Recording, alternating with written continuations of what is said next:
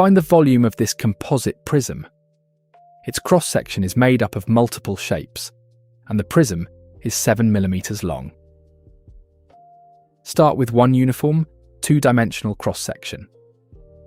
For any prism, volume equals cross-sectional area multiplied by length.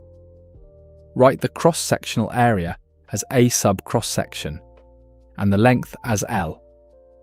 Extend the same cross-section through L, and it forms the prism. For a triangular prism, the same rule still applies. Using B for the base and H for the height, the cross-sectional area is 1/2 times B times H. So the volume is 1/2 times B times H multiplied by L. For a cylinder, the cross-section is a circle.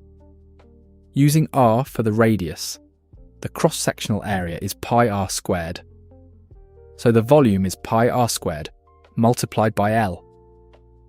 The cross-section changes, but area multiplied by length still gives the volume.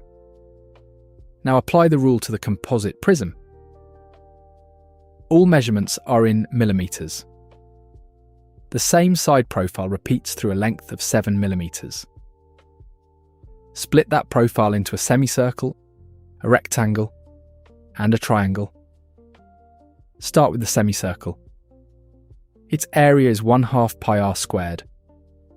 The radius is 3.5 millimeters. Substituting gives 49 pi over 8 square millimeters, approximately 19.242 square millimeters.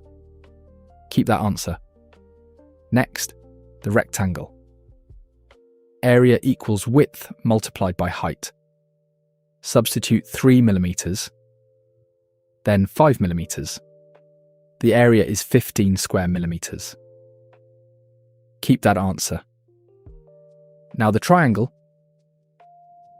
First call the full height h. 5 millimeters plus 4 millimeters gives 9 millimeters. Now use 1/2 multiplied by the base, multiplied by the height. Substitute 4 millimeters, then 9 millimeters. The area is 18 square millimeters.